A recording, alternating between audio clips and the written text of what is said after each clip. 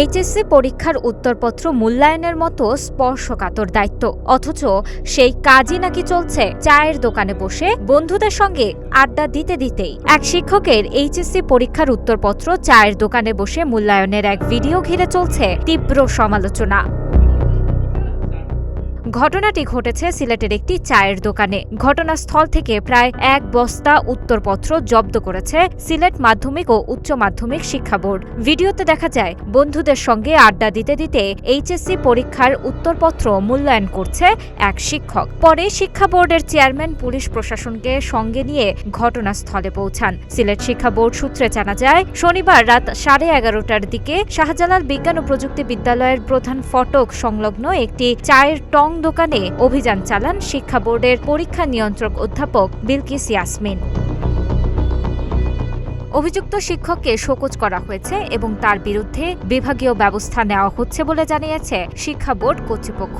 এছাড়া তাকে জালালাবাদ থানায় নিয়ে একটি সাধারণ ডায়েরি করা হয়েছে। অভিযুক্ত শিক্ষক ইকবাল হোসেন সোহান সিলেট মেট্রো সিটি ওমেন্স কলেজের বাংলা বিভাগের প্রভাষক। তিনি শাবিপ্রবির বাংলা বিভাগের 2017-18 শিক্ষাবর্ষের প্রাক্তন ছাত্র।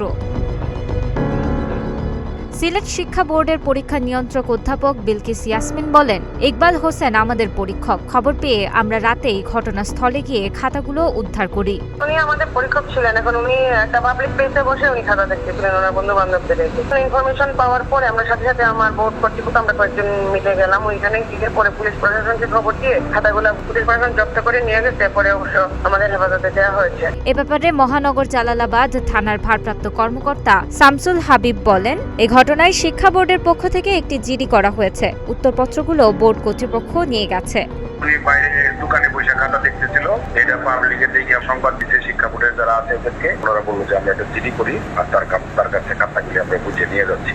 সিলেট শিক্ষা বোর্ডের চেয়ারম্যান প্রফেসর মোহাম্মদ আনোয়ার হোসেন চৌধুরী বলেন, এ বিষয়ে তদন্ত কমিটি গঠন করা হচ্ছে। পাশাপাশি ওই শিক্ষককে শোকজ করা হয়েছে। এ ব্যাপারে অভিযুক্ত শিক্ষকের বক্তব্য জানা সম্ভব হয়নি। স্থানীয়দের অভিযোগ, শুধু শনিবারই নয়, আগের রাতেও একই স্থানে কয়েকজন মিলে উত্তরপত্র মূল্যায়নের কাজ চলেছে। এমনকি পরীক্ষকের বাইরে অন্যদের হাতেও খাতা দেওয়া হয়েছিল বলে দাবি করেন প্রত্যক্ষদর্শীরা। তানাজা আফরিন, গ্রিন টিভি ডিজিটাল।